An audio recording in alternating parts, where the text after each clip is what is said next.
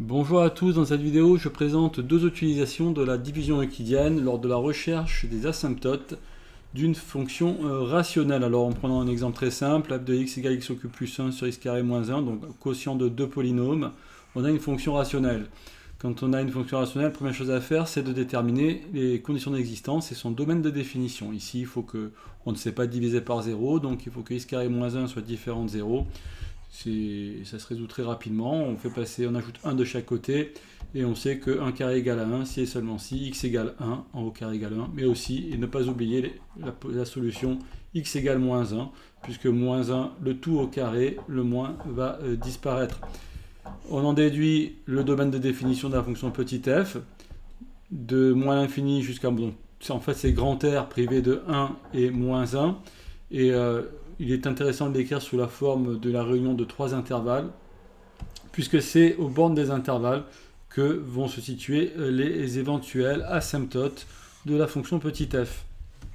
Et nous allons commencer par les asymptotes verticales, les asymptotes verticales qui sont possibles pour les valeurs de x, pour les valeurs de la variable pour lesquelles la fonction n'est pas définie, c'est-à-dire quand x égale 1 et quand x égale moins 1. On va commencer avec x égale 1, on fait tendre x vers 1, on remplace x par 1 dans l'expression de petit f, et on trouve 2 divisé par 0 égale infini. Donc on voit que quand x tend vers un nombre, y tend vers un infini, on va avoir une asymptote, x égale 1. Et en fait, la question qui se pose maintenant, c'est vers quel est le signe de l'infini ici. Et pour répondre à cette question-là, il faut étudier le signe du dénominateur, le 0 ici. Est-ce que le dénominateur s'approche de 0 en étant négatif ou en étant positif? Bien, il faut étudier le signe de x carré moins 1. C'est une parabole, donc on trace directement la parabole. On sait que devant le x carré, le nombre est égal à 1. C'est positif, donc la concavité de la parabole est vers le haut. Et on a déjà vu que x carré moins 1 s'annule à deux endroits, x égale 1 et x égale moins 1. Donc l'axe des abscisses coupe le graphe de cette parabole à deux endroits. Nous avons donc deux zéros. Et donc on déduit immédiatement le signe du dénominateur. Et quand x tend vers 1, quand x tend vers 1, si x tend vers 1 en étant plus petit que 1, on voit que le dénominateur x carré moins 1 est négatif, donc s'approche de 0. Vous voyez, quand x tend vers 1, on a bien un dénominateur qui s'approche de 0. X carré moins 1 s'approche de 0, mais en étant négatif. Donc on met 0 moins quand on s'approche de 1 en étant plus petit que 1. Et ça nous fait 2 divisé par 0 moins, ce qui nous fait moins l'infini. On en déduit quand le graphe de petit f s'approche de la droite verticale de l'équation x égale 1 en venant de la gauche, et bien le y de la fonction petit f, cette fois-ci, tend vers moins l'infini, qui est ici. Par contre, quand x tend vers 1 en venant de la droite, ici le dénominateur est positif, donc on aura 2 divisé par 0 plus, qui nous donne quelque chose, une quantité qui est tout le temps positive et qui est de plus en plus grande en valeur absolue. Et donc ça nous donne du plus l'infini, ce qui nous donne la branche ici de la fonction petit f avec l'asymptote ici, qui n'est évidemment jamais traversée. Le graphe les asymptotes verticales ne sont jamais coupées, puisqu'il n'y a pas de valeur de petit f quand x égale 1, tout simplement. Alors, nous allons regarder maintenant le cas x tend vers moins 1. Autre possibilité d'asymptote verticale, c'est quand x égale moins 1, puisque là encore, on va avoir un dénominateur égal à 0. Donc une possibilité pour y de tendre vers l'infini quand le dénominateur tend vers 0. Un nombre fixe qui est divisé par un nombre qui s'approche de 0, va tendre vers le quotient va tendre vers l'infini. Alors allons-y, quand on remplace x par moins 1, et là on s'aperçoit qu'on a une forme indéterminée, puisque moins 1 au cube va donner moins 1, et moins 1 plus 1, ça fait 0 également au numérateur. Donc on a une forme indéterminée, et là va falloir factoriser le numérateur et le dénominateur pour pouvoir faire des simplifications. Au passage, je rappelle que lorsqu'on a un 0, lorsqu'un polynôme admet un 0 en x égale a, c'est-à-dire que quand on a l'image de a par le polynôme qui vaut 0, on sait que ce polynôme est divisible par x moins a. Vous voyez, quand x sera égal à a, ça vaut 0. Et c'est ce facteur-là, dans l'écriture de polynôme, factorisé, qui rend le polynôme égal à 0 quand x égale a. en fait, P de x sera égal à x moins a fois quelque chose qui, lui, n'est pas égal à 0 quand x égale a. D'accord? Voilà.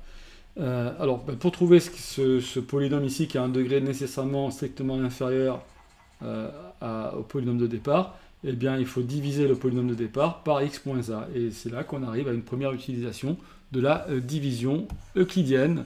Voilà, donc on rappelle qu'on a bien, alors, on a bien au numérateur 0 quand x égale moins 1. Donc moins 1, x égale moins 1 est un 0 de x au cube plus 1. Cela veut dire que x au cube plus 1 va pouvoir s'écrire sous la forme x moins le 0, c'est-à-dire moins 1, c'est-à-dire x plus 1 fois un polynôme qui est ici. Et pour trouver le polynôme qui est ici, il suffit de diviser x au cube plus 1 par x plus 1, tout simplement. Alors, comment s'effectue la division euclidienne? C'est très simple. On va chercher à chaque fois à supprimer le monôme, le terme ici de plus haut degré, ici x au cube. On va essayer d'éliminer x au cube. Alors pour cela, eh bien, par quoi dois-je multiplier x ici pour obtenir x au cube? Bien, tout simplement par x carré. Donc x carré, alors on va soustraire ce que l'on obtient en multipliant x carré par x plus 1. X carré fois x, ça fait x au cube, ce qui tombe bien puisque quand je ferai la soustraction, le terme x au cube va disparaître. Mais attention, plus une fois x carré, donc il y a un terme en x carré qui va apparaître ici. On fait la soustraction, x au cube moins x au cube, il n'y a plus de x au cube. Par contre, on va avoir du moins x carré plus 1. Ne pas oublier le 1 qui est ici. Hein, voilà. Donc là, on obtient le résultat de x au cube plus 1 moins x au cube plus x carré. Ça donne ça comme résultat. Maintenant, on redémarre une division euclidienne, si vous voulez. Moins x carré plus 1 divisé par x plus 1.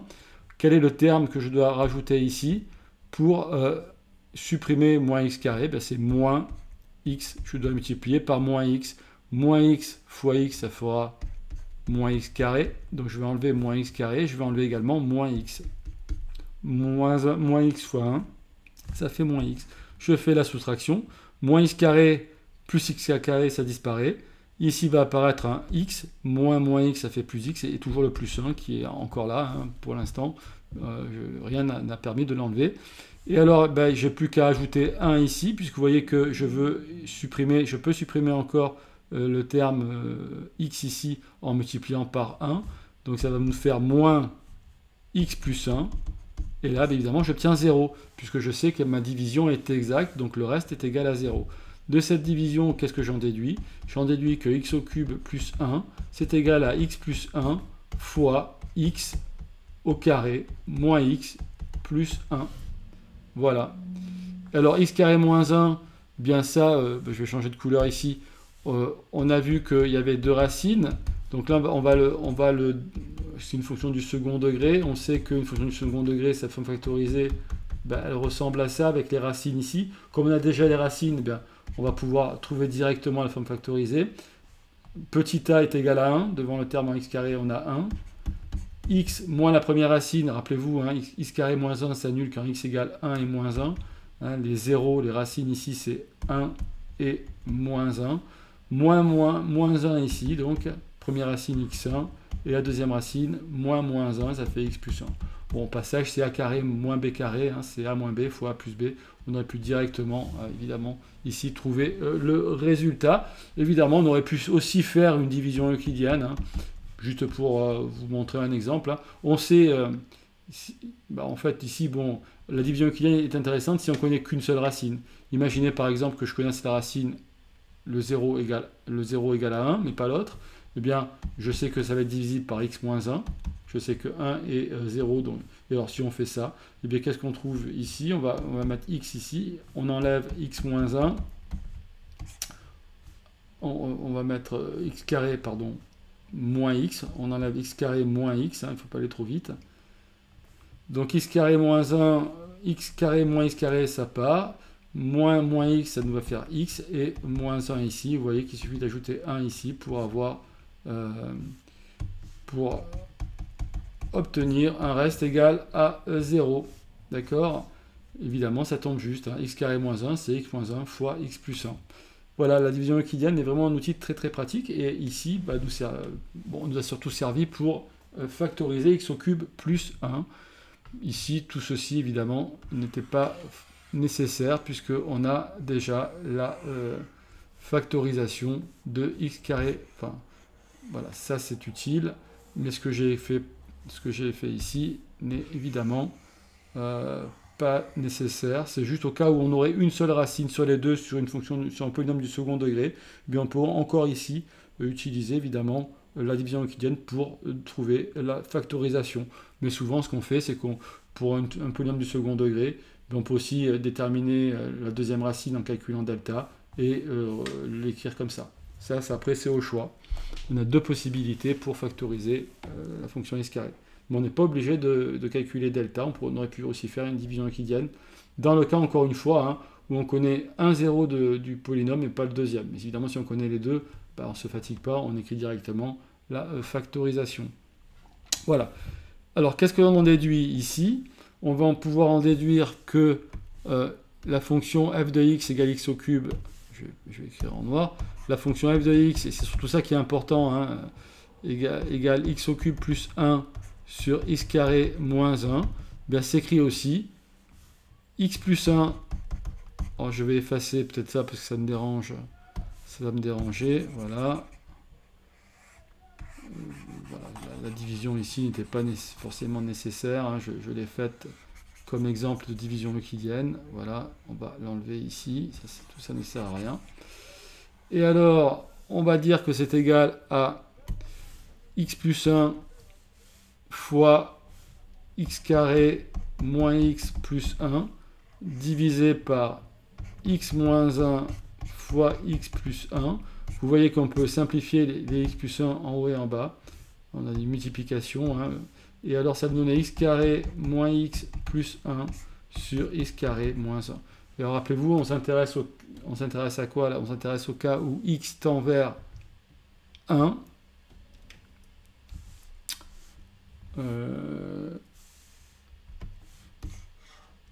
Donc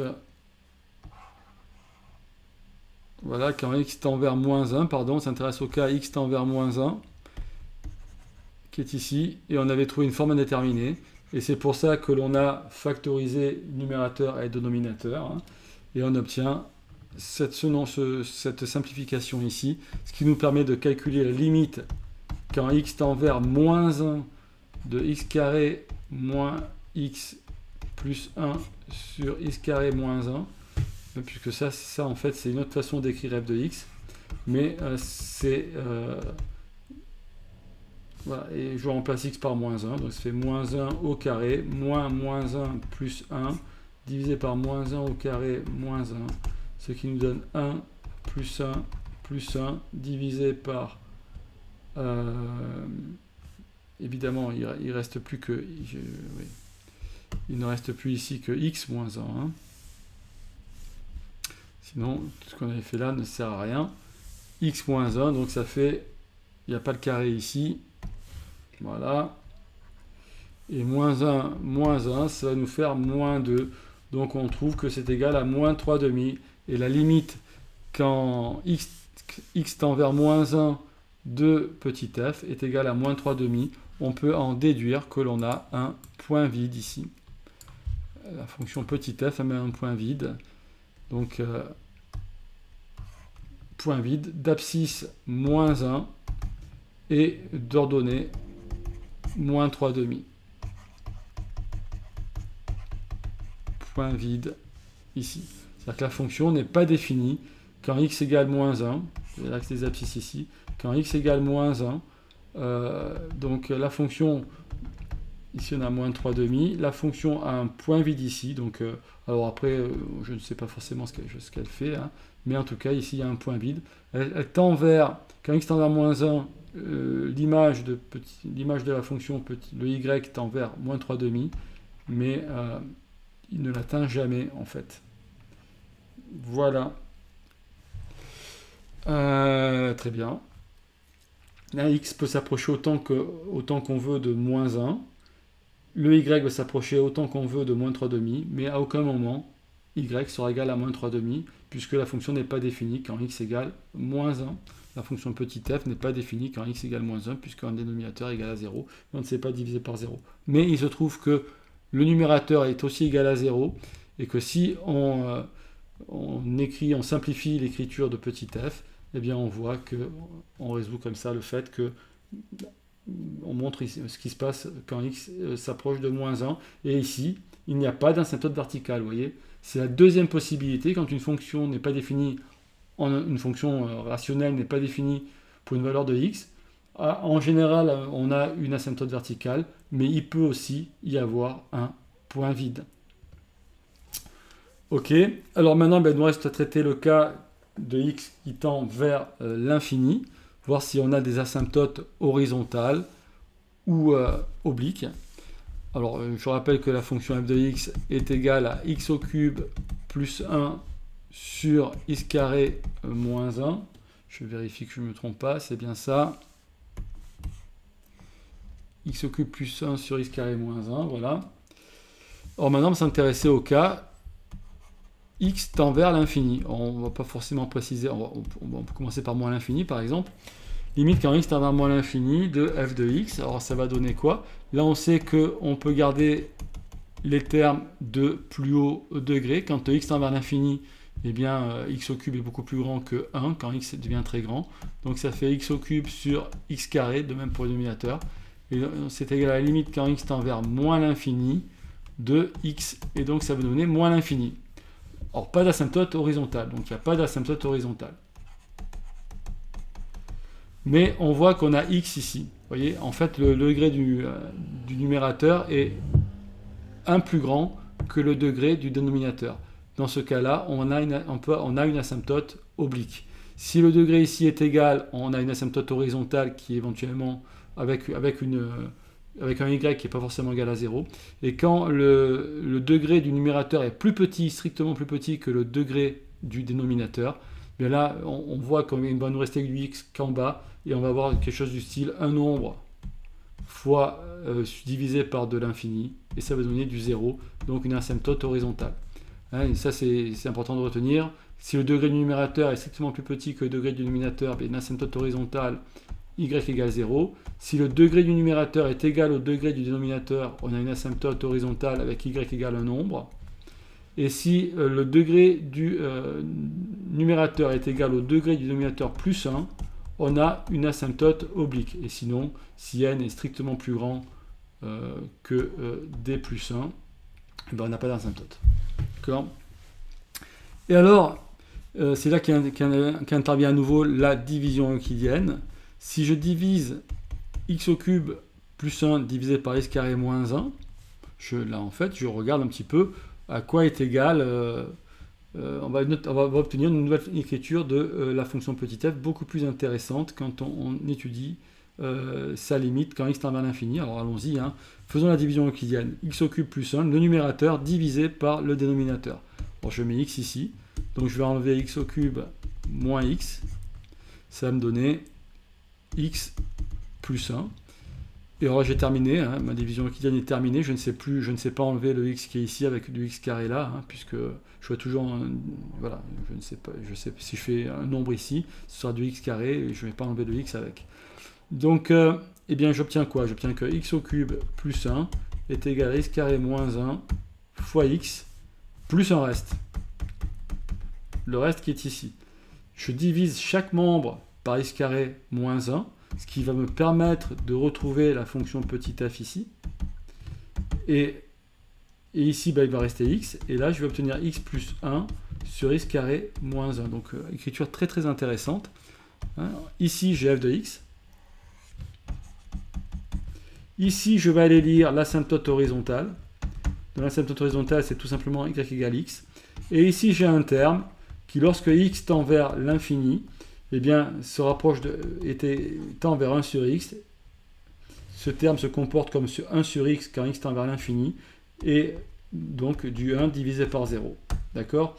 Alors, si je tends, voilà, tend vers 0, et donc ça montre bien que quand x tend vers l'infini, ce terme ici devient négligeable, et devant ben, ce terme qui est là et ce terme-là, ça correspond à l'équation d'une droite. C'est un y qui correspond à une droite. On peut faire la différence entre f de x, entre le y donc de la fonction moins le y de l'asymptote, qui est x. Et qu'est-ce qu'on va trouver? On va trouver x plus 1 sur x carré moins 1. Et ce terme-là donc tend vers 0 plus, quand x tend vers plus l'infini, et vers 0 moins quand x tend vers moins l'infini.